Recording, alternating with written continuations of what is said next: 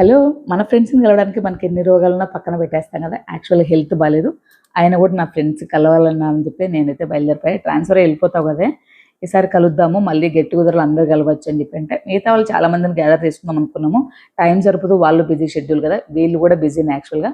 ఒకటొచ్చేసి tahsildar, ఒకటొచ్చేసి teacher. So, నా కోసం spend చేసి నాకు కేటాయించడానికైతే వచ్చేసారు. సో, మొత్తానికి మండీలో కలుద్దామని చెప్పి అనుకున్నాం. నలుగురం జాంజిగిరి ఫ్రెండ్స్. నలుగురైనా అక్క మిగతా లేరంటే చెప్తారు కదా! దోస్తుగాళ్ళు మస్తు మందున్నారు. తోక పట్టుకొని తిరిగేటోళ్ళు ఇద్దరు, ముగ్గురు అంటున్నా. ఆ నలుగురం మేమే అనమాట. ఒకరి తోకలు ఒకరు పట్టుకొని తిరుగుతుండు. సో, మిగతా ఫ్రెండ్స్ కూడా అందరూ మంచి వాళ్ళు. అందరం కలిసి హ్యాపీగా ఉంటాము. సో, మేము ముగ్గురమైతే ఇక్కడికొచ్చాము. మండికొచ్చాక మటన్ బిర్యానీ వద్దు, చికెన్ బిర్యానీ ఆర్డర్ పెట్టుకున్నాం. చికెన్ బిర్యానీ పెట్టుకున్నాం. తినేసి అక్కడ చెప్పిన కబుర్లు సరిపోలేదని చెప్పి కిందకొచ్చి 2½ అవర్ నాన్ స్టాప్‌గా మాట్లాడుతూనే ఉన్నామంటే నమ్ముతారో నమ్మరో. కబుర్లు చెప్పడం మొదలుపెడితే అవి ఎండ్ అనేది లేదసలు. చిన్నప్పుడు మెమరీస్ అన్నీ గుర్తు చేసుకుంటూ. సో, మొత్తానికి ఈవినింగ్ పిల్లలదే వచ్చేస్తారు కదా! వాళ్ళ దగ్గరికి వెళ్ళాలని చెప్పి డిస్పర్స్ అవ్వాల్సొచ్చింది.